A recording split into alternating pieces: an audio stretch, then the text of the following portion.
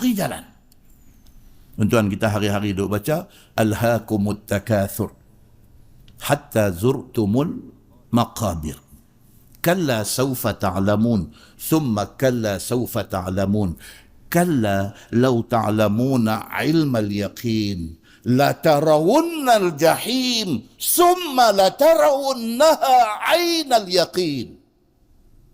Hui, ayat tu power, tuan-tuan. Kita duk baca, kita tak faham. Tuhan kata apa?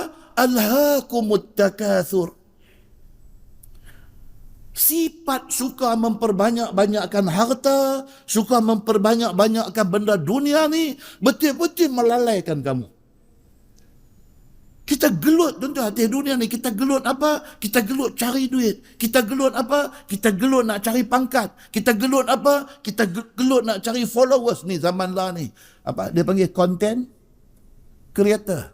Ya Allahu Akbar. Nak cari orang like, nak cari orang puji, nak cari follower, Allahu Akbar. Benda ni melalaikan kita daripada nak cari akhirat. Hatta zurtumul maqabir. Benda ni akan berlanjutan sampai mati. Lagi tak mati, lagi duduk lalai. Kalla sawfa ta'lamun. Tuhan kata jangan macam tu. Kalla, jangan macam tu. Sawfa ta'lamun.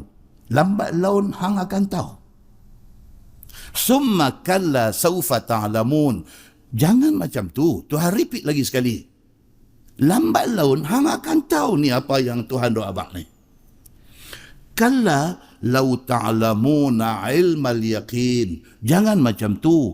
Kalau hang tahu cerita neraka ni dengan ilmu yang yakin, la tarawunnal jahim. Bahawa satu hari hang akan tengok betul-betul neraka di depan mata hang.